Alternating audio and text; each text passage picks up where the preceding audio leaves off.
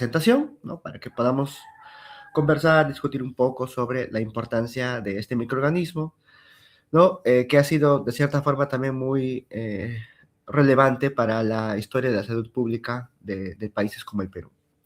Entonces, siempre es importante enfocar, ¿no? Basándonos en dónde, ¿no? En el árbol de la vida podemos ubicar a las bacterias del género Vibrio, que como bien comentó el profesor de manera preliminar, se parecen mucho a algunos de los microorganismos que hemos venido estudiando en las últimas semanas, ¿no? Entonces ustedes han visto ya en la segunda parte del curso a las enterobacterias, tenemos también a las pseudomonas y a las ceromonas que las hemos visto la semana anterior, y ahora estamos introduciéndonos en el tema de el género Vibrio, ¿no? Entonces, realmente todos estos grupos microbianos son familias y géneros hermanos, ¿no? Todos ya incluidos dentro del filo de las protobacterias y específicamente dentro de la clase de las gamma protobacterias, ¿no? Entonces aquí podemos ubicar, por ejemplo, a Vibrio cólera siendo un hermano eh, a el grupo de las enterobacterias como la Escherichia coli, ¿no? Y además presentan cierta similitud genética con respecto al grupo de las pseudomonas que también acabamos de revisar hace poco, ¿no? Entonces, hay muchas características entre ellas que se comparten, ¿no? Una de las quizás más fáciles de poder destacar es justamente la característica de ser bacilos gram negativos, ¿no? Pero existen otras particularidades que justamente nos van a llevar, ¿no? A nosotros como trabajo de laboratorio, ¿no? Poder utilizar algunas pruebas complementarias para poder diferenciar entre unas y otras, ¿no? Ciertamente es una tarea que es algo sencilla ya a nivel de la coloración Gram, porque Vibrio tiene una característica muy particular que no la tienen las pseudomonas, las ceromonas ni las enterobacterias, y que ya desde allí nos puede orientar a realizar algunas pruebas complementarias para poder recuperar con éxito a estas bacterias. Entonces, realmente si hablamos del grupo de las gamma protobacterias, podemos encontrar diferentes características, ¿no? De todo tipo, basadas en el metabolismo bioquímico, ¿no? Microbiano, que ustedes ya seguramente bien conocen. Inclusive podemos encontrar autotróficos dentro del grupo de las gamma protobacterias, ¿no? Pero hoy nos vamos a centrar netamente en estudiar otro grupo de microorganismos quimioterotróficos, ¿no? Entonces son aquellos organismos que, como ustedes bien ya deben de conocer, son bacterias que en este caso utilizan compuestos orgánicos, ¿no? Como fuentes de carbón y de energía, ¿no? Entonces, es cierto que existen, por ejemplo, algunas bacterias, gamma protobacterias, ¿no? Que no pueden crecer en medios de laboratorio convencional, ¿no? Debido a su naturaleza de ser parásitos intracelulares, ¿no? Pero en este caso, nosotros en el curso de bacteriología siempre, ¿no? Estudiamos generalmente en laboratorio, pues aquellos que puedan ser recuperados a nivel de placas, ¿no? Entonces, Vibrio realmente no tiene requisitos nutricionales exigentes, ¿no? Entonces, en dicho sentido, es algo fácil de poder recuperar. Hay un aditivo especial que sí lo necesitan porque es parte de su fisiología, que es justamente la presencia del cloruro de sodio, que ya lo vamos a comentar en un momento. Pero nutricionalmente hablando, no tiene algún requisito particular como algún cofactor, una vitamina, sangre, ¿no? O algo así para poder recuperarse, ¿no? Entonces, en dicho sentido, Vibrio, pues, es una bacteria que no se cataloga como una nutricionalmente exigente, ¿no? Y la característica más notoria a nivel de coloración Gram de estas bacterias es que si bien tienen una forma basilar, presentan cierta curvatura, ¿no? Entonces, cuando uno hace una tinción Gram de estas bacterias, ¿no? Puede observar allí el bacilito con cierta tendencia a como un pequeño doblez, ¿no? Bastante particular, ¿no? Y muy característico, ¿no? Del grupo de las vibronáceas, ¿no?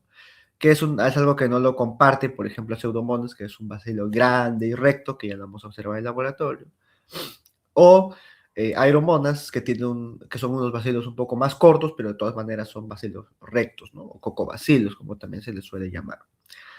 Entonces, ya con esto, con este preámbulo, ahora sí ya podemos ir de lleno a conversar sobre el género Vibrio, ¿no?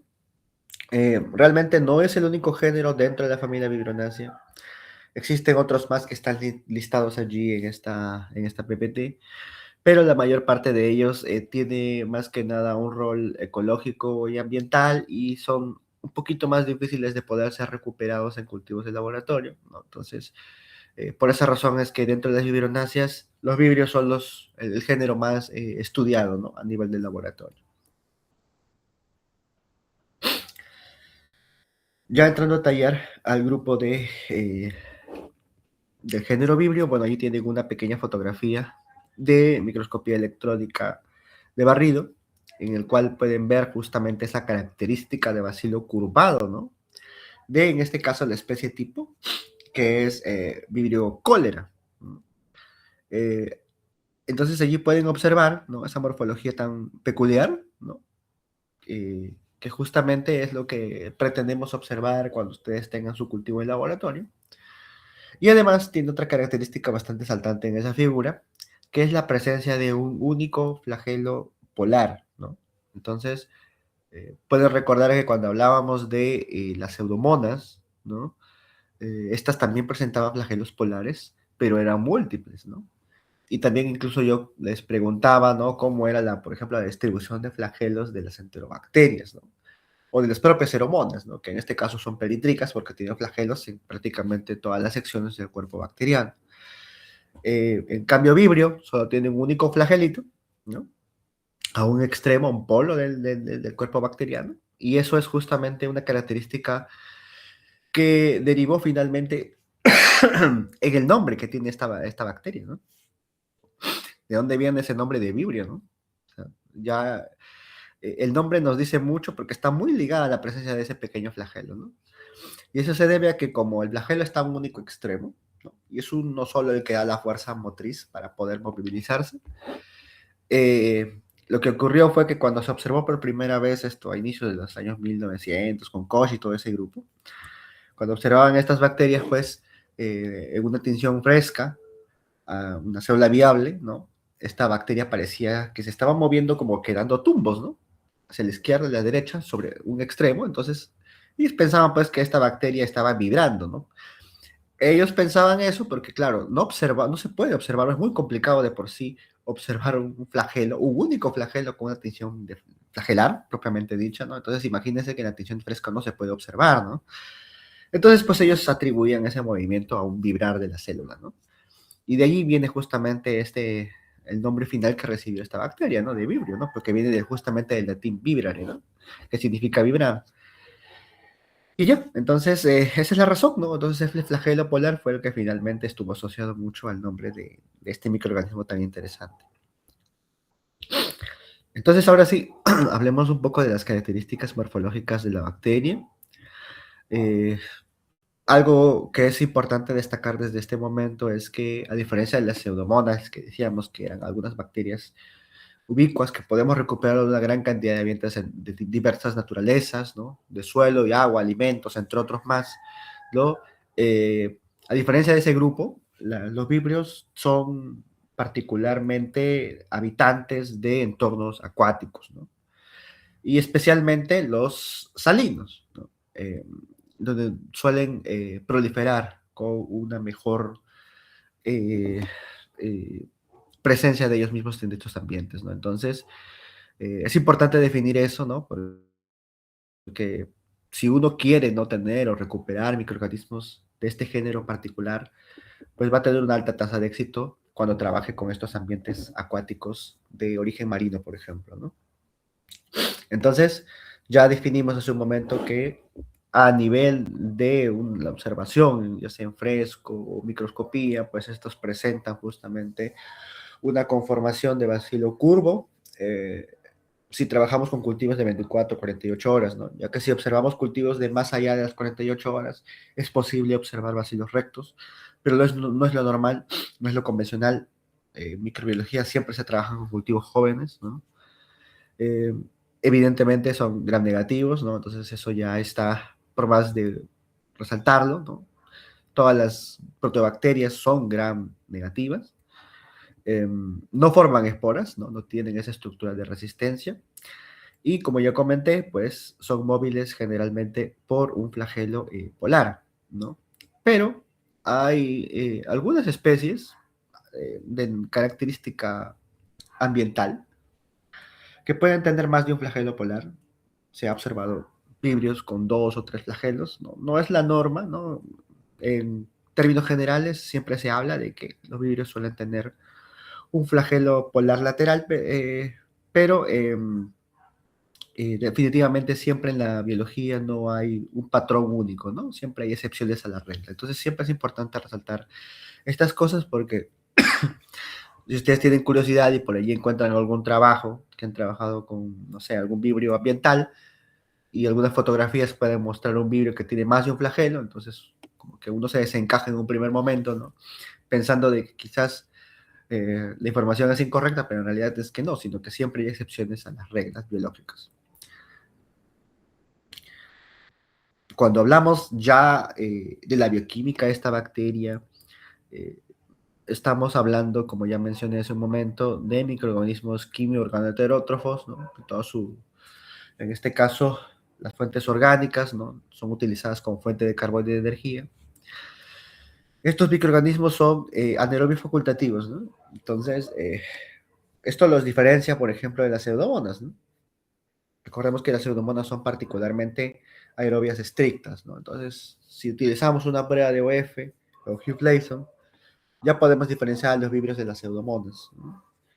Pero el metabolismo es similar o parecido, prácticamente el mismo, si los comparamos con las enterobacterias o con las aeromonas, ¿no? Entonces, tiene que haber otras características que nos ayuden a diferenciarlas de estos otros grupos microbianos, ¿no? Entonces,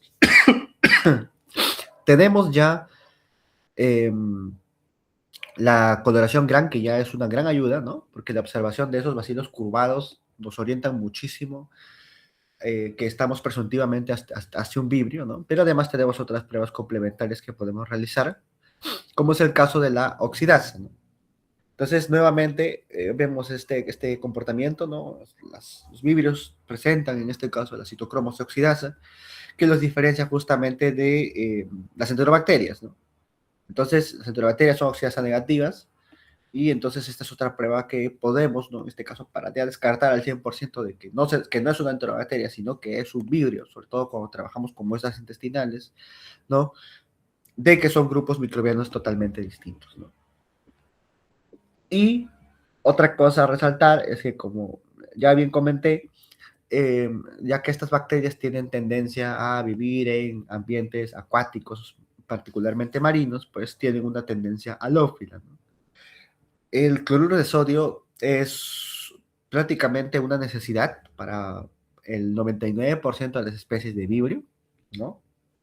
Tiene que ver mucho con el equilibrio osmótico que necesita esa bacteria para poder desarrollarse naturalmente, ¿no? Entonces es una dependencia prácticamente, salvo algunas excepciones, ¿no?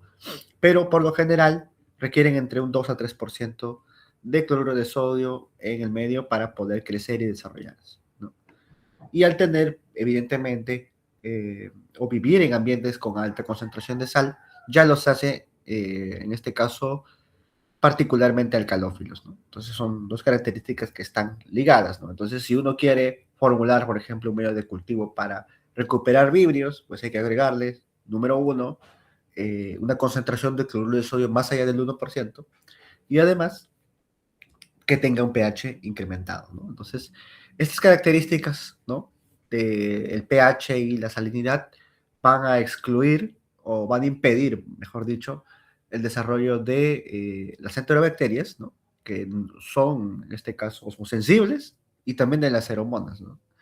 Entonces, ya con estas propiedades podemos acercarnos cada vez más, ¿no?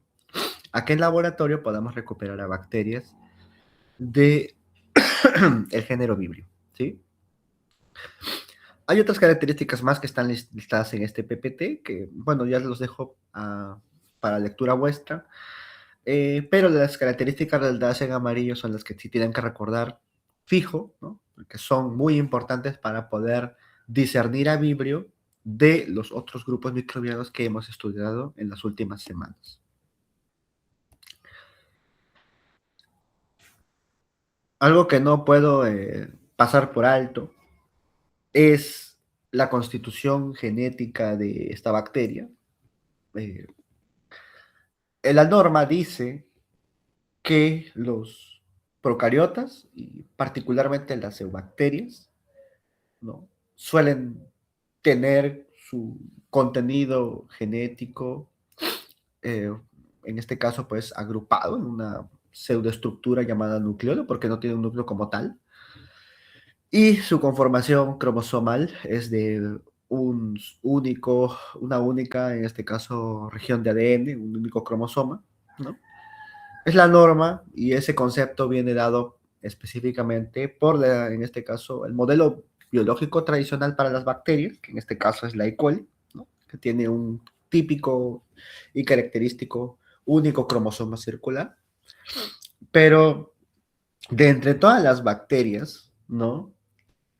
Que ustedes ya han estudiado, empezando quizás desde los Staphylococcus hasta la clase del día de hoy, pues prácticamente todos esos microorganismos siguen ese patrón, siguen esa regla, siguen esa norma, no hay nada más allá fuera de lo común, ¿no?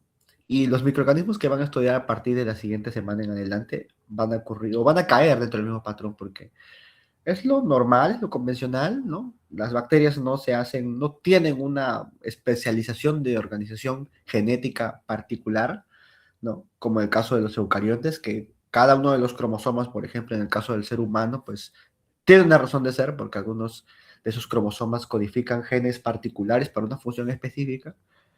Y sabemos que las bacterias son genéticamente más simples, por decirlo de alguna forma, pero en realidad hay algunas de ellas que son muy interesantes como Vibrio porque hay algún tipo de especialización, ¿no? Es importante mencionar esto porque Vibrio es una de esas excepciones a la regla, ¿no? Ya que presenta dos cromosomas circulares, ¿no? Aquí pueden ver justamente en la parte inferior esos cromosomas. Eh, Uno, evidentemente, es más grande que el otro, ¿no? A nivel genético, tiene aproximadamente 5 millones de bases, pero el cromosoma uno tiene 3 millones y el cromosoma 2 tiene aproximadamente 2 millones, ¿no?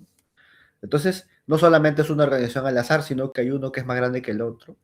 Y si uno se pone a analizar qué genes codifica cada uno de estos cromosomas, lo más interesante es que, por ejemplo, los genes que están dentro del cromosoma uno están más inclinados a la replicación del ADN, la reparación del ADN, la síntesis de ARN y la expresión de proteínas, ¿no? Mientras que el cromosoma 2 está toda la maquinaria metabólica para realizar, en este caso, pues, su catabolismo bacteriano, ¿no? Entonces, hay una organización, ¿no? De cierta forma caprichosa, no es aleatoria, no es al azar, ¿no? Sino que Vibrio, ¿no? A lo largo de la evolución ha podido, en este caso, pues compartimentalizar estos genes, ¿no? En este caso, pues evidentemente de mantenimiento celular, ¿no? De tal forma de que pueda ejecutar, en este caso, su metabolismo sin ningún tipo de inconveniente, ¿no? Entonces, hay una especialización que puede observarse en esta bacteria y por eso es que es una característica que es importante resaltar, ya que en lo que resta del curso de bacteriología, como les comento, no van a volver a observar esta característica genética, ¿no? Entonces, en ese sentido, es por eso que he colocado esta diapositiva adicional y siempre la resalto, porque a mí me parece interesantísimo que ya podamos ver, ¿no? Algún tipo de especialización hablando de bacterias, ¿no? Que es algo poco frecuente. Aquí pueden ver otros ejemplos particulares, ¿no? Existen otras bacterias que tienen entre 2 a 3 cromosomas, ¿no? También tienen su razón de ser, es cuestión de estudiarlas, revisarlas un poquito. Pero bueno, aquí estamos hablando de Vibrio, así que solamente me voy a centrar en ello, ¿sí? Ya si tienen interés, pueden ir a curiosear, por ejemplo, para el caso de Agrobacterium, entre otras más.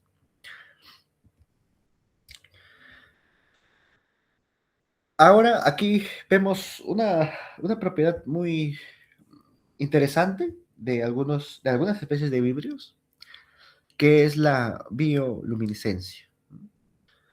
Eh, Hay algunas especies, ¿no? Ya sea en entorno de vida libre o asociada a algunos organismos animales que presentan esta propiedad, ¿no? Expresar una luz propia, ¿no? Evidentemente esto se debe a la ejecución de una cascada bioquímica que desencadena justamente la emisión de una enzima que sintetiza luz, ¿no? Pero es una propiedad que debe tener su razón de ser, porque la bacteria gastaría energía en emitir luz, ¿no? Tiene que traer algún tipo de beneficio. Entonces, ocurre de que, ¿no? A diferencia de los animales, por ejemplo, ¿no? O un organismo pluricelular que al menos tenga sentidos, puede saber, ¿no es cierto? O captar estímulos del entorno y saber cómo está, por ejemplo, su densidad poblacional. Y en función a eso, eh, decidir, por ejemplo, si tener progenie, ¿no? Porque tengo, por ejemplo, nutrientes disponibles, entonces yo me puedo seguir replicando sin ningún tipo de problema. O al contrario, ¿no? Detenerme porque de repente en este caso, los nutrientes están escasos, ¿no? Entonces es mejor reducir un poco mi tasa de replicación para evitar de que al final me consuma todo y finalmente pues yo ya no me pueda seguir, en este caso, diseminando, ¿no? En un ambiente dado. Pero las bacterias no tienen esa facultad, ¿no? Estamos hablando de organismos unicelulares, pero sí tienen métodos químicos, ¿no? Para poder saber cuánto es su densidad, su carga poblacional en el ambiente. El método por el cual estas bacterias lo realizan se denomina quorum sensing, ¿no? No sé si de repente no, es probable que no hayan llevado algún curso que les hayan explicado sobre este mecanismo genético bacteriano, ¿no? Pero aquí les voy a comentar brevemente cómo es que funciona, ¿no? Pero, ¿no? Entonces, lo que ocurre es que en el ambiente las bacterias están constantemente emitiendo algunas señales, ¿no? Que pueden ser captadas por sus congéneres, ¿no? Entonces, si la bacteria recibe muy poco estímulo, entiende de que su densidad poblacional es muy baja, ¿no? Caso contrario, si recibe mucho estímulo, la bacteria entiende de que existe una alta densidad poblacional, ¿no? ¿Y cuál es la respuesta, no? O sea, ¿cómo es que la bacteria finalmente, ¿no? Responde frente a si hay una baja o alta tasa poblacional. Pues justamente es activando un operón, ¿no? En este caso es el operón Lux, ¿no? Que cuando reciben poca señal de una molécula que se llama homoserilactona, ¿no? Como en el caso de Vibrio, este operón va a permanecer reprimido, ¿sí? No se va a activar. Pero si el estímulo es muy fuerte, lo que va a ocurrir es que este operón se va a expresar.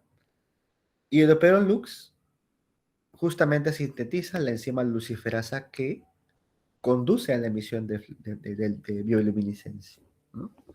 Entonces, este es un fenómeno que solo se observa cuando existe una alta densidad poblacional, en este caso de bacterias de género Vibrio, ¿no? Entonces, finalmente, ¿no?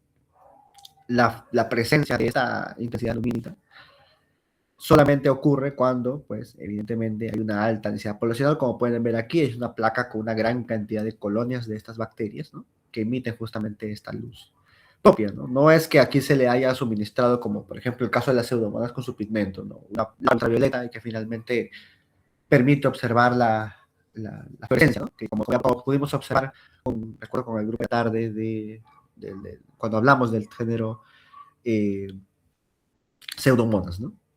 En este caso, esta bioluminiscencia es propia, ¿no? O sea, no es que se le haya emitido aquí algún tipo de longitud de onda en particular, ¿no? Sino que es una observación en campo oscuro, ¿no? Y la bacteria ha comenzado a emitir luminiscencia porque hay una gran cantidad de colonias de bacterias, ¿no? Ahora, esta propiedad tiene cierto, parece que además de ser útil para las bacterias, porque gracias a eso pues saben que hay una alta densidad poblacional que quizás la limite para seguir replicándose, ¿no? Porque quizás si tiene tanta densidad poblacional que se pueden consumir todo el nutriente del medio y finalmente perecer, eso no es la idea, el estar el mayor tiempo posible. Pero en el caso de los animales es muy útil porque ¿no? pueden realizar una simbiosis con estos vidrios. Y ya sabemos que la luz también es muy importante, sobre todo en estas especies que habitan en las profundidades marinas, ¿no? La luz le permite muchas cosas, ¿no? Entre ellas favorecer la caza de estos animales y también procesos de camuflaje, ¿no? Entonces, esta sucesión mutualista, pues, obviamente le da algunas ventajas, ¿no? adaptativas a estos animales de las profundidades, y los víveres, pues, justamente se aprovechan de los nutrientes de las células del animal, ¿no? Entonces, es un beneficio mutuo, ¿no? En el cual ambos salen ganando, ¿no? Entonces, muchas veces estos víveres que producen luminiscencia son más fácilmente recuperados de estos animales, justamente asociación mutualista con estos víveres, ¿no? Y el mecanismo del quorum sensing justamente fue descubierto con bacterias del género Vibrio, específicamente con Vibrio fischeri, ¿no? Es un modelo muy importante que justamente permitió entender cómo es que las bacterias saben que hay más o menos de sus congéneres, ¿no? Ya a partir de esto, pues se comenzó a investigar lo que ocurre con otras especies bacterianas. Son mecanismos un poco distintos, pero eh, el fundamento es parecido, ¿no? Similar. Entonces, finalmente, eh, este tipo de ensayos y trabajos, ¿no? Estos modelos biológicos, ¿no? Son siempre muy interesantes de poder comentar en estas clases, ¿no? De generalidades, ¿no? Porque nos permiten ver que justamente, pues, finalmente, organismos como las bacterias que sin tener ningún tipo de complejidad, ¿no? A nivel, ¿no? Si los comparamos con los eucariontes, ¿no? Finalmente, pues siempre están continuamente captando estímulos del entorno y les permite justamente tener algún tipo de ventaja adaptativa, ¿no? En los entornos ambientales. Y lo resalto esto ahora porque dentro de unos minutos que comencemos avanzando con la clase, vamos a centrarnos más en el tema más clínico, pero no quiero dejar de lado la importancia ambiental de los vidrios, ¿no? Entonces, lo dejo, me dejo por aquí esta sección, ¿no? Porque tenemos que continuar así, de lleno, pero con esta fotografía muy bonita de una bioluminiscencia, ¿no? De un vidrio, ¿no? En campo oscuro, ¿no? Entonces, hay muchos trabajos muy interesantes en el cual justamente utilizan también estas propiedades, ¿no? Para ver cómo es que afectan otros tipos de estímulos ambientales, ¿no? Dígase la temperatura, la tensión de oxígeno, la propia presión, ¿no? Cómo es que alteran justamente en este caso, el fenómeno o el sistema de los componentes del quorum sensing, ¿no? Entonces, es algo que sigue en constante estudio, ¿no? No solamente con virus, sino con otras bacterias que evidentemente no emiten una bioluminiscencia, pero sí emiten algún otro tipo de respuesta que puede ser finalmente interesante estudiar, ¿no? Con fines de entender mejor el comportamiento de las bacterias en condiciones naturales. Entonces, ahora sí vamos a comentar, ¿no? Eh, algunas especies a destacar del género Vibrio. No sé si me va a dar el tiempo para poder hablar de todas ellas. Bueno, ya hablamos hace un momento del video Fischer y el quorum sensing, ¿no? Y esta bioluminiscencia, entonces esa ya está como que check, ¿no? Ya está explicada. Pero las otras cuatro especies son ciertamente tienen un interés un poco más clínico, no solamente hablando del ser humano, sino también de los animales, porque pueden sufrir también patología por alguna de estas bacterias. Pero es importante destacar que solamente son grupos muy restringidos, ¿sí? No es que, por ejemplo, todos los virus cólera, ¿no? Quizás es un poco más conocida, es 100% patogénica, ¿no? No es que todos los virus cólera son malos y pueden causar una enfermedad, ¿no? No ocurre eso, ¿no? Sino que son grupos muy selectos, ¿no? Siempre que hablamos de toda la microbiota, ¿no? Capaz de causar patologías, realmente es un grupo muy minúsculo el que suele causar problemas a la salud humana, ¿no? Eso pueden posiblemente haber comentado cuando vieron las E. coli, ¿no? Las E. coli están habitando con nosotros en nuestro intestino, tranquilitas allí, no estamos sufriendo constantemente de episodios de infección diarreica aguda, ¿no? Pero puede hacer caso de algún E. coli mala, porque tiene una maquinaria de virulencia, virulencia, ¿no? Que puede justamente desencadenar un episodio diarreico, pero es algo muy puntual, ¿no? Algo muy puntual, son cepas que han saltado generalmente de los animales al hombre y que finalmente pues, pueden, en este caso, causar patologías, ¿no? Pero son cosas minúsculas si hablamos de realmente toda la riqueza microbiana, ¿no? Que está presente en los entornos naturales, ¿no? Pero definitivamente la microbiología durante una gran cantidad de tiempo, ¿no? se ha desarrollado justamente bajo el estudio de bacterias patogénicas, ¿no? Sobre todo porque ellas, al ser fáciles de recuperar en medios de cultivo, pues definitivamente ha facilitado pues, a los primeros bacteriólogos, iniciando desde Koch, porque Koch fue uno de ellos que estudió bastante los virus, además de la famosa micobacterium tuberculosis que ustedes seguramente ya realizaron, ¿no? Pero justamente mucho de lo que nosotros sabemos y aplicamos actualmente en microbiología ha partido del estudio de los patógenos, ¿no? Entonces puede sorprenderse, ¿no? De que el mayor conocimiento que tengamos sobre las bacterias son justamente de aquellas que causan problemas a la salud. Entonces, pues los virus están realmente en todos los ambientes marinos y están particularmente asociados a diferentes especies, ¿no? Que habitan justamente este entorno, ¿no? Entonces, hay una alta probabilidad de recuperar vibrios si trabajamos con muestras de peces, de crustáceos, de moluscos, ¿no? Inclusive asociados a algunas algas, ¿no? Pero también existe la sabiduría, ¿no? De poder recuperar inclusive vibrios habitando una muestra natural de agua de mar, ¿no? Entonces podemos ir a la playa, colectamos un frasco, en este caso estéril de vidrio, lo llevamos al laboratorio, una plaquita de cultivo y la sembramos y puede desarrollarse. Algunos recuperar o podemos obtener colonias, ¿no? De algunos vibrios, ¿no? Existe esa posibilidad, ¿no? Pero la tasa de éxito incrementa bastante cuando ya trabajamos con un espécimen hidrobiológico, ¿no?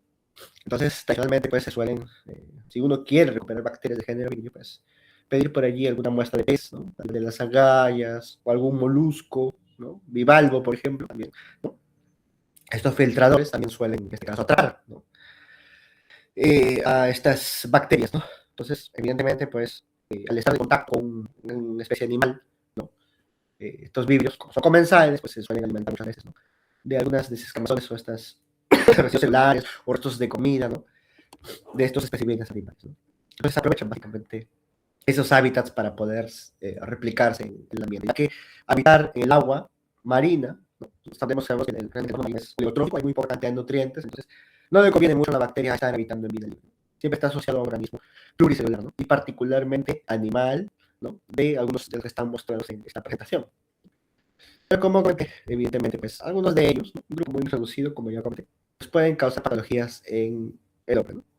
Hay dos especies que suelen estar asociadas a infecciones, ¿no?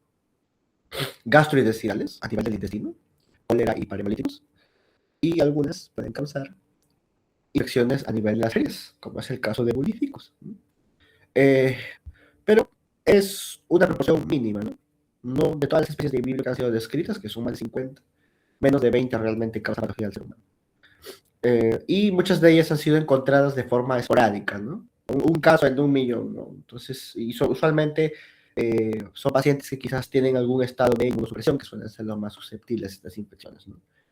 Pero también hay patógenos declarados, ¿no? Como es el caso, por ejemplo, del virus cólera, que sí puede causar una patología un poco más grave y de cuidado. Entonces, justamente aquí está un cuadro que define cómo es que los vibrios pueden causar patologías, ¿no? Hay un grupo de estos que pueden causar patología a nivel intestinal, ¿no? Como por ejemplo, vibrio cólera y vibrio parolítico, que comentamos hace un momento.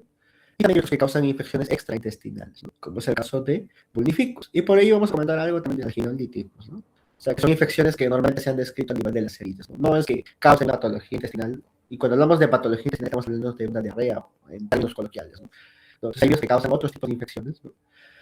Y así como ellos, pues existen otros más que están aquí marcados en esta lista que se definió antes, prácticamente a fines del siglo pasado, ¿no? Y que describen, ¿no? Principalmente aquellos que han sido descritos como asociados a algún tipo de patología a nivel clínico. Entonces, ahora sí, vamos a hablar de la primera especie, que es el Vibrio cólera, ¿sí? Bueno, ya comentábamos, ¿no? De que Vibrio viene justamente de la presencia de flagelito polar, ¿no? La observación microscópica, ¿no? Ese movimiento que parecía que la bacteria estuviese vibrando, ¿no? Y el otro, o por qué se le llama cólera, esta tiene sí una historia muchísimo más antigua, remontándonos inclusive hasta la época de los griegos, porque cólera es, o hace alusión a, a la bilis, ¿no? Ocurre de que, ¿no? Hace mucho tiempo, pues evidentemente no se sabía que las enfermedades estaban asociadas a bacterias o cómo era, en este caso, todo este mecanismo patológico del ser humano, pero lo que ocurría es que el término cólera significa bilis, ¿no? Y cuando los antiguos griegos observaban, pues, a estas, o sea, los primeros escritos, ¿no? Entonces, justamente se documenta, ¿no? De que observaba a personas que justamente, pues, eliminaban unas heces muy acuosas, medias amarillentas lechosas. Ellos asociaban de que había un trastorno de la bilis, ¿no? Que finalmente se eliminaba por el recto, ¿no? Entonces, asociaban indirectamente, ¿no? Que quizás, ¿no? Era un trastorno biliar que finalmente, pues, conducía justamente a esta patología, ¿no? O sea, entonces había una incorrecta asociación entre la bilis y la enfermedad diarreica, ¿no? Y finalmente se quedó así, ¿no? Con ese término, colerae, ¿no? Porque colera sin la E significa bilis, ¿no? Colera es asociado, alusivo a la bilis, ¿no? Eh, y esta es una característica particular de la infección por virus cólera, ¿no? Porque el cólera como enfermedad, ¿no? O una característica clásica de un paciente que tiene cólera es que elimina unas diarreas hiperacosas, ¿no? Con un color un tanto desagradable, ¿no? Que como dije es un color medio lechoso, que también se le define como diarrea de agua de arroz. En su momento tengo una imagen por allí para que ustedes puedan observarla, ¿no? Muy particular esta enfermedad, ¿no? De hecho es única, ¿no? Entonces es muy característico de incluso los médicos, ¿no? Cuando observan un paciente con infección por cólera, simplemente con esa etiología diarreica, pues se puede decir que se trata de esta infección por esta bacteria, ¿no? Entonces, el cólera como tal, la enfermedad, es provocada, ¿no? Porque esta bacteria, pues, ingresa, ¿no es cierto? Nivel, en este caso, pues, por consumo de generalmente productos hidrobiológicos contaminados al intestino humano. Y la bacteria, una vez que ya llega al intestino, comienza a secretar una toxina, ¿sí? Una toxina muy maliciosa, porque induce a los enterocitos a expulsar agua, ¿sí? Y es tanta la hipersecreción de agua celular, ¿no? Que finalmente conduce a una diarrea hiperacuosa, ¿no? No es, no se compara, ¿no? A las diarreas observadas, por ejemplo, con las enterobacterias, ¿no? O con las aeromonas, ¿no? Es muchísimo más eh, eh, peligrosa, ¿no? Por la alta cantidad de líquido que pierde el paciente con el paso de las horas de infección, ¿no? Entonces, si no se detiene a tiempo, el paciente puede sufrir un choque hipovolémico por pérdida de electrolitos y finalmente fallecer, ¿no? Y todo este problema no la causa netamente la bacteria porque está invadiendo el epitelio celular, sino que la toxina es la responsable, ¿sí? La famosa toxina colérica, que también en un momento vamos a describir cómo funciona. Ahora, para tríos epidemiológicos, ¿no? Porque el virus cólera ha sido durante muchísimo tiempo, durante muchísimos siglos realmente, un problema de salud pública, ¿no? Porque causaba brotes de, en este caso, de alta difusión a nivel mundial, ¿no? Eh, ha permitido, ¿no? O ha hecho que muchos, en este caso investigadores, se hayan estado involucrando para poder caracterizar, ¿no? Obviamente con las herramientas de la época, ¿no? Recordemos que la microbiología como tal se comenzó a desarrollar recién a los inicios de los años 1900, ¿no? Pero la enfermedad del cólera ya se le conoce desde muchísimo tiempo atrás, ¿no? Pero ya con las herramientas modernas se comenzaron a realizar estudios, ya sean bioquímicos, ya sean morfológicos, fisiológicos y serológicos, ¿no? Que finalmente llevaron a determinar, o al menos dar una idea de que, por ejemplo, un brote que ocurrió en Japón está asociado a un brote que ocurrió, por ejemplo, en Corea, ¿no? Que son países entre comillas cercanos, ¿no? Eso justamente se deriva del estudio ya un poco más fino del comportamiento de estas bacterias, ¿no? Eh, Porque se percataron de que daba la casualidad de que cuando recuperaba un virus cólera de un paciente, ¿no?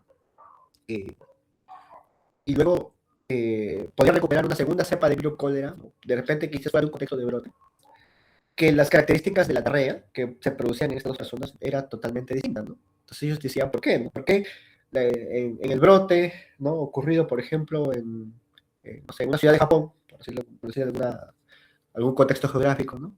Todos los pacientes tenían esta diarrea cosa, ¿no? Pero un caso esporádico, ¿no? Esta persona sí tenía algunos síntomas de diarrea, pero era una diarrea normal, ¿no? Que en los 2 o 3 días, sin necesidad de tratamiento, se autolimitaba y se curaba, ¿no? Entonces ellos no entendían exactamente cuál era la razón de ser, ¿no? ¿Por qué hay un poder que es más agresivo que otro? Y todo tenía que ver o estaba asociado con la presencia de toxina colérica, ¿no?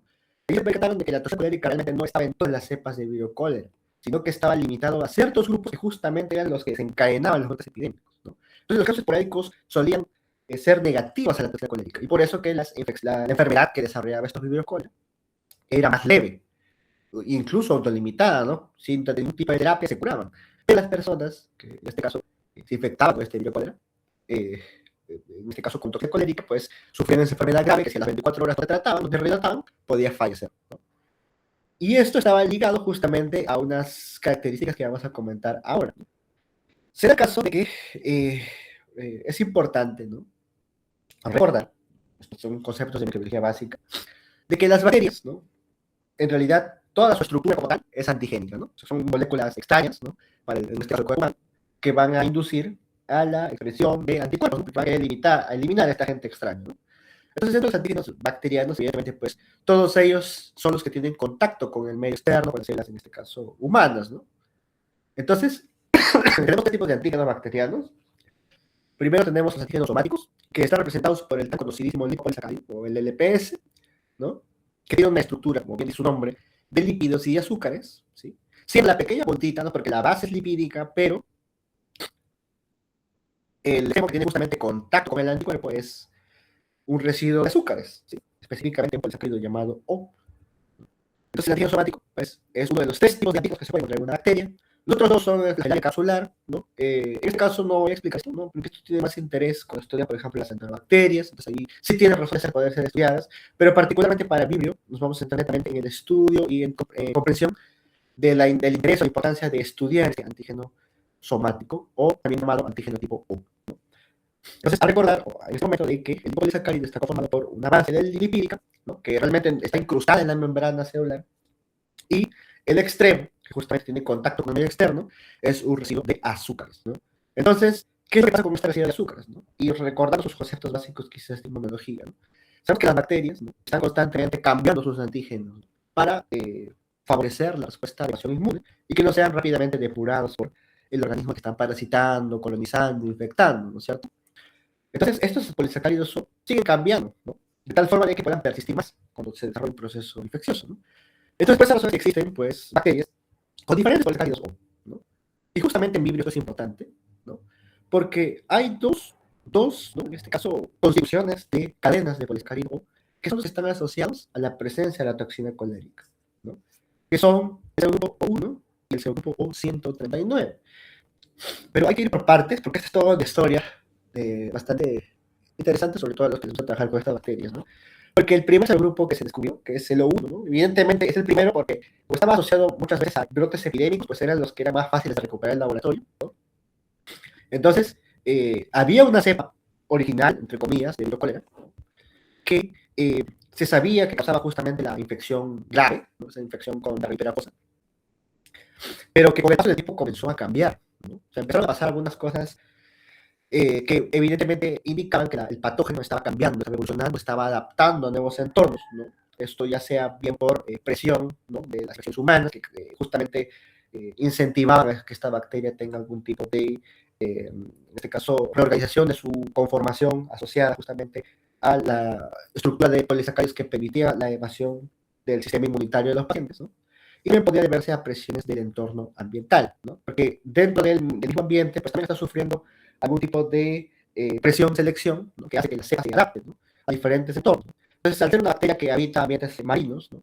Una característica que, por ejemplo, le va a favorecer a estos virus cólera es, por ejemplo, una temperatura superficial del mar ciertamente helada, ¿no? Entonces, cuando había, por ejemplo, un fenómeno del Niño, ¿no? Sabemos que el Niño es un evento a nivel mundial, siempre se observaba de que se incrementaban los casos de virus cólera, ¿no?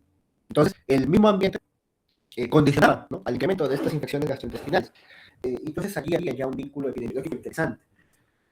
Entonces ocurre de que las primeras cepas de Vibrio cólera, ¿no? Una época en la cual no existían los antígenos como tal, ¿no? Tenían un perfil bioquímico, entre comillas, definido, ¿no? Así como las tablas que utilizan en el curso de bacteriología en sus libros, ¿no? Para definir si es una especie en particular, ¿no? Que tiene, por ejemplo, comportamiento de fermentación de la glucosa, de la lactosa, descarbonilación de lisina, ornitina, entre otras más, ¿no? Algo así, ¿no? Había una tabla completa de características de Vibrio que siempre se mantenían estables, ¿sí? Antes del conocimiento propiamente dicho del subgrupo O1, ¿no? En ese momento simplemente se hablaba de una cepa de Vibrio cólera que tenía toxina, y la que tenía toxina tenía un perfil de bien definido. Pero eso se rompe aproximadamente en el año 60, porque aparece un brote epidémico en una ciudad de la India que se llama Elton. Y cuando compararon el perfil de esas cepas, ¿no? De Vibrio con la original, ¿no? Entre comillas, clásico, ¿no? Se percataron de que había algunas pruebas, entre comillas, bioquímicas, no digamos bioquímicas, sino más que nada fisiológicas, que variaban con respecto al genotipo original, ¿no? Entonces, la cepa original, por ejemplo, tenía, por ejemplo, un comportamiento de modo trocadero negativo, ¿no? Derivaba todo el metabolismo de ácidos a compuestos neutros, ¿no? o no tenía resistencia a la polimexina, que es la colistina, un antibiótico, ¿no? Cuando lo sembraban en una placa con sangre, no producía hemolis, ¿no? Entonces ese era el comportamiento típico que tenía Viro cólera. A inicios de los años 60 y 70, cuando ocurre el brote en la ciudad de Héctor, eh, cambian, los biólogos observan que hay una alteración de este comportamiento típico del virus cólera, ¿no? Entonces, todo lo demás, las otras 30 o 40 propiedades de virus cólera cumplían, pero había estas 4 pequeñas propiedades que ya la modificaban, ¿no? Y que ya indicaban de que la cepa estaba ganando mayor capacidad de virulencia, porque el solo hecho de tener o provocar hemólisis ya es un signo de alerta, ¿no? Sabemos que cuando en microbiología encontramos una cepa con capacidad de hemolizar la sangre, ¿no? Ya es un indicativo de que la cepa pues, tiene potencial patogénico, ¿no? Entonces es un vínculo que siempre se suele tomar como patrón cuando hablamos de microbiología clínica, ¿no? Entonces, ocurrió justamente este cambio, ¿no? Y de hecho, en el paso del tiempo, ya en la fecha del día de hoy, casi todas las infecciones de virus cólera son netamente por el biotipo ELT, ¿no? La cepa original, la cepa clásica, que estudió, por ejemplo, ya no existe, ¿no? El biotipo clásico ha desaparecido del ambiente y hasta el día de hoy no se ha vuelto a recuperar, ¿no? Entonces, evidentemente, esto ya denota que el virus cólera sigue evolucionando con el tiempo, ¿no? Ganando propiedades, ¿no? Adaptándose al paso del tiempo y su fuerte asociación con el ser humano, ¿no? Entonces, originalmente, y obviamente porque no había en esas épocas pues, conocimiento de antígenos y mucho menos de biología molecular, ¿no? Todo se basaba netamente en propiedades fisiológicas y bioquímicas, ¿no? Y así se defendían los famosos biotipos, ¿no? Entonces este cuadrito resume justamente esas características que indican justamente el cambio de la cepa original de cólera, el biotipo clásico, con respecto al biotipo ELTO. Pero ya cuando llega, en este caso, los estudios de antígeno anticuerpo, ocurre otra cosa interesantísima, ¿no? Y es que se percataron de que cuando empezaron a ocurrir en los años 80, ¿no? Brotes epidémicos a lo largo de toda la región asiática, porque en ese momento ocurrió una pandemia, que ahorita la vamos a comentar más a detalle, ¿no? Pero estaba las infecciones por virus estaban en constante expansión, ¿no? Y ya se sabía que el fenotipo era el que estaba comenzando a diseminarse por todo el mundo, causando casos en la India, en Indonesia, en Bangladesh, en Japón, en Chile, Corea, Filipinas, Malasia, entre otros países más, ¿no? Ellos trataban de entender si es que ¿no? La cepa que inicialmente estaba, por ejemplo, en el norte de China, era la misma que estaba causando el brote en el sur de China, o la que estaba en el norte de Japón, era la misma que estaba en el centro de Japón. Querían entender si había algún tipo de nexo epidemiológico, ¿no? Y claro, con las propiedades de microbiología tradicional es un poco difícil llegar a esa conclusión, ¿no? Y no había herramientas más finas como la que hay hoy en día, ¿no? Que por ejemplo, ustedes recuerdan que el SARS-CoV-2, ¿no? Por ejemplo, basada en mutaciones, se podía saber justamente los tipos epidemiológicos y saber de dónde vino una cepa, ¿no? De Perú, cómo es que entró, si vino de Europa, si vino de China, si vino de Estados Unidos o de otros países norteamericanos, ¿no? Ahora se puede hacer eso, pero en esa época no se tenía ese tipo de tecnología. Y la única forma que se les ocurrió a unos amigos japoneses fue analizar justamente variaciones antigénicas a nivel del polisacárido U. Entonces, el polisacárido U, si bien tenía una constitución típica, tenía unos pequeños residuos de azúcares, ¿no? Que variaban, que cambiaban, que no era el mismo, ¿no? Analizaban una ciudad que había tenido un brote puntual en un mes, y analizaban otra cepa que había tenido un brote puntual en otro mes, y hablando antigénicamente, tenían residuos de azúcares distintos, ¿no? Entonces allí se vino el concepto número 1 del serogrupo, ¿no? Porque todos tenían una constitución específica de polisacárido o antígeno, pero había pequeños residuos de azúcares que variaban, que eran los famosos serotipos, ¿no? Entonces, habían cepas que tenían residuos de azúcares diferentes a nivel de la posición A y la posición B. Habían cepas que tenían variaciones a nivel de residuo A y residuo C. Y había cepas que tenían cambios en los 3 residuos, ¿no? Entonces, finalmente se definen 3 serotipos dentro del propio serogrupo O1, ¿no? Que son los serotipos Ogawa, Inaba y Hikojin. ¿Sí?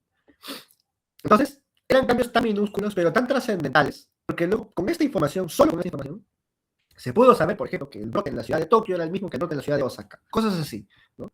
Porque compartían el mismo serotipo, ¿no? Pero lo que ocurrió en la ciudad de Osaka, por ejemplo, era diferente al de la ciudad de Kioto, ¿no? Porque era de otro tipo distinto, ¿no? Entonces ya podían por allí tratar de buscar, de cierta forma, el vínculo epidemiológico, o cómo es que entró la infección allí, cuál fue el producto epidemiológico, entre comillas, involucrado, ¿no? O incriminado, ¿no? Que finalmente desencadenó en el desarrollo de casos de cólera en una ciudad, en una región determinada, ¿no? Entonces es así como realmente es un ejemplo típico de cómo es que se comenzó a estudiar la epidemiología ya basada en datos microbiológicos, ¿no? Para tratar de formar nexos entre diferentes brotes que estaban ocurriendo de cólera. Y todo esto bajo el contexto de la séptima pandemia de cólera, ¿no? Entonces, con esta información, dentro del serogrupo 1, obviamente, hay 2 biotipos, el clásico y el alto, ¿no? Y 3 serotipos, ¿no? Que son justamente variantes, ¿no? Del polisacárido 1 a menor escala, a menor proporción, por unos pequeños residuos azucarados, ¿no? El 3 serotipos que son el Ogawa, el Inaba y el Hikojin. Evidentemente tenían otros grupos, como dije, los casos esporádicos por allí, que tenían algunos pacientes con casos de diarrea leve, ¿no? Pero que nunca tenían la toxina colérica, ¿no? Entonces, a esos grupos se los comenzó a llamar 2, 3, 4, 5, 6, 7, 8, y así hasta se completó una lista, ¿no? Entonces, durante un gran tiempo, una gran cantidad de tiempo, se pensó que el grupo 1 era el único que estaba incriminado o asociado a epidemias a gran escala. Hasta que eso cambia en el año 92, porque encuentran una cepa que tenía la toxina, tal cual el grupo 1, en este caso, en la región Bengala de Bangladesh, y cuando hacen el ensayo antígeno anticuerpo, se percatan de que no aglutina con el grupo 1, entonces dicen, ¿qué pasó aquí? ¿No? O sea, tiene todas las propiedades del grupo 1 sin ser el grupo 1. ¿No? Tiene la toxina, causa la enfermedad grave, ¿no? Es hemolítica, ¿no? Y todas esas propiedades que les comenté. Pero cuando le hacen el ensayo con el antígeno anticuerpo, no aglutina con el serogrupo. Entonces se define un nuevo serogrupo patogénico, que es el serogrupo O139, que también se le llama justamente, tal cual ocurrió con el biotipo Eltor, en la Universidad de la India. Como este serogrupo O139 se identificó por primera vez en una región de Bangladesh que se llama Bengala, actualmente también se determina como el serogrupo Bengal, ¿sí? Entonces, por eso es que la clasificación actual se dice que el virus cólera O1 y O139 son los únicos capaces de causar la enfermedad colérica y que presentan o poseen la capacidad de sintetizar la toxina colérica, mientras que los otros serogrupos, que son los no O1, no 139, no suelen causar la enfermedad de cólera, ¿no? Entonces, entre todo el universo de virus, ¿no? Siempre que encontramos o se encuentra un brote epidémico, actualmente local, ¿no? En algunos países, por ejemplo, la India es uno de los países que suele sufrir de brotes de cólera el día de hoy, y también algunas regiones de África, suele estar o bien atribuido al O1 o al 139, ¿no? Pero cuando se encuentra por ahí algún caso esporádico, ¿no? Quizás alguna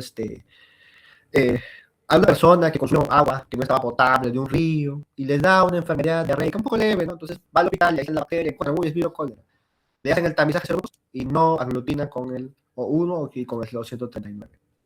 Entonces sí, es un virus cólera, pero no es toxigénico, ¿sí? Ya con eso ya puede estar sin necesidad de hacer una prueba molecular para confirmar la presencia de toxina, de que está frente a un serogrupo de baja peligrosidad.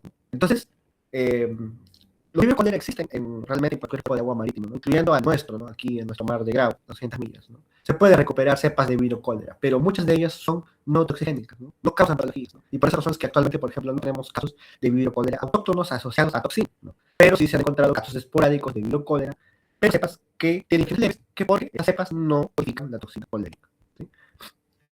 Bueno, esto es mucha información. Es importante de destacar y de resaltar porque está ligada a la historia del estudio del virus cólera, ¿no? Y otra cosa que no podemos hablar es justamente a la responsable de la infección grave, ¿no? ¿Qué es la toxina colérica, ¿no? ¿Qué cosa es? ¿Cómo es que funciona esa toxina, ¿no? Entonces acá hay un esquema que resume de la mejor manera posible cómo es que funciona esta toxina, ¿no? Entonces la bacteria es una toxina que está compuesta por 5 subunidades B y una subunidad A. La subunidad A está en el centro y las 5 subunidades B la están, en el caso, rodeando. Es como si estuviesen protegiendo, pero realmente la función de las 5 subunidades beta, de la toxina colérica, tienen como función, en este caso, pues, de contacto con los ganglios en superficie, los receptores de los enterocitos, ¿no? Desde la toxina y se une justamente a estos receptores. Al reconocimiento, los ganglios reconocen justamente esta estructura formada de rosa de las subunidades B y permiten que la subunidad A penetre dentro del lumen del enterocito, ¿no? Y una vez que la subunidad A entró al lumen del enterocito, ¿qué es lo que pasa? Ocurre o sufre en este caso un proceso de reducción y se parte en dos unidades, ¿no? La subunidad A1 y la subunidad A2. La que nos importa es la subunidad A1, porque o sea, todo ese complejo multoteico de la toxina colérica realmente es un pequeño pedacito que finalmente causa todo el problema del cólera, ¿no? Que es justamente la subunidad A1. ¿Por qué? Porque la subunidad A1 es la que causa desregulación, en este caso el complejo de la adenilato ciclasa, ¿no? Que va a conllevar a una exacerbada producción de AMP cíclico, que es un segundo mensajero celular. Pero no es cualquier segundo mensajero celular, porque este AMP cíclico en los heterocitos, o una exacerbada expresión de esa molécula, lo que va a conllevar es a que, finalmente, la célula reciba la orden de, ¿sabes qué? Tengo muchos iones cloro, abro mis poros, tengo que eliminarlos, ¿no? Es una orden directa. Entonces el heterocito abre sus poros, engañado, justamente por este incremento de AMP cíclico, pensando que tiene muchos iones cloro, tengo que regularme y con eso eliminar iones cloro. Pero el iones cloro no sale solo, pues, ¿no? Sale con agua y sale con otras sales acompañantes, como pueden ser el sodio y el potasio. Entonces, imagínense que esto pasa en una sola célula, pero ocurre en todas las células heterocitos del intestino delgado. Lo que ocurre es que justamente pues, el paciente comienza a expulsar grandes cantidades de agua, ¿no? Justamente causado por una desregulación del AMP cíclico, que fue justamente provocada por la subunidad A1 de la toxina colérica, ¿no? Entonces, eso que yo les acabo de comentar está descrito aquí en esta PPT, ¿sí? Pero lo que finalmente ocurre es que justamente pues, pacientes, ¿no?, que han sufrido infección por cólera, después de unas cuantas horas de infección, comienzan a sufrir los primeros efectos de la enfermedad y finalmente pues comienza a haber una hipersecreción diarreica, ¿no?, que conlleva que la persona esté evacuando cada 30 minutos o menos inclusive, ¿no? Entonces está constantemente expulsando heces tras heces, tras heces, tras heces, y prácticamente ya no hay ningún alimento procesado que el cuerpo tenga que eliminar, sino básicamente es pura agua que están eliminando los enterocitos de, en este caso, el epitelio delgado, ¿no? Entonces, finalmente lo que ocurre es lo que está aquí en esta fotografía, ¿no? Es básicamente agua, ¿no?, con restos celulares, ¿no?, producto de la hipersecreción de sal, ¿no?, que justamente es la famosa diarrea de agua de arroz, ¿no? Porque pareciese como si hubiese pues una persona lavado. Estoy seguro que ustedes habrán lavado arroz alguna vez en su vida y han visto ese color blanquecino lechoso que sale, ¿no?, luego de lavar el arroz. Pues tal cual, es muy parecida a las características, ¿no?, de esta diarrea acuosa del cólera, y por eso es que recibe este nombre coloquial, ¿no? Y que finalmente pues el paciente está tanto tiempo evacuando y eliminando agua y electrolitos del cuerpo que evidentemente eso le puede pasar factura, ¿no? Entonces, si el paciente no es rehidratado a tiempo, lo que ocurre es que finalmente sufre un choque polémico, ¿no? Sabemos que la pérdida de electrones constante es muy peligrosa, sobre todo para el corazón, ¿no?, que necesita o depende justamente de todas estas sales, ¿no?, estos complejos, estas bombas, sodio, potasio, entre otras moléculas, para seguir latiendo, ¿no? Entonces, inclusive puede dar un paro, en este caso, paro respiratorio, justamente por una falla a ese nivel, ¿no?, por una hipersecreción de grandes cantidades de agua y electrolitos, ¿no? Entonces, ese es el peligro real de la infección por cólera, ¿no? Es una infección que si no se trata en las 48 horas próximas, pues va a tener un desenlace fatal, ¿no? Lo bueno es que como las características son tan típicas y el tratamiento, entre comillas, es simple, porque se trata únicamente de una terapia de rehidratación oral, se puede sobrellevar la infección, ¿no? Entonces, como saben, ¿no?, de todas formas, a pesar de esas características microbiológicas, es importante realizar una evaluación microbiológica, ¿no? Siempre el clínico con el microbiólogo, ¿no? Ya saben, si tengo una muestra, por ejemplo, clínica, en este caso sería una muestra de heces, ¿no?, la puedo enriquecer, en este caso en agua peptonada alcalina, ¿no? Agua peptonada alcalina que tiene una alta concentración de sal y un alto pH, que como ya dije, la característica de halófilo y alcalófilo es muy útil para recuperar vibриos, ¿no? A modo de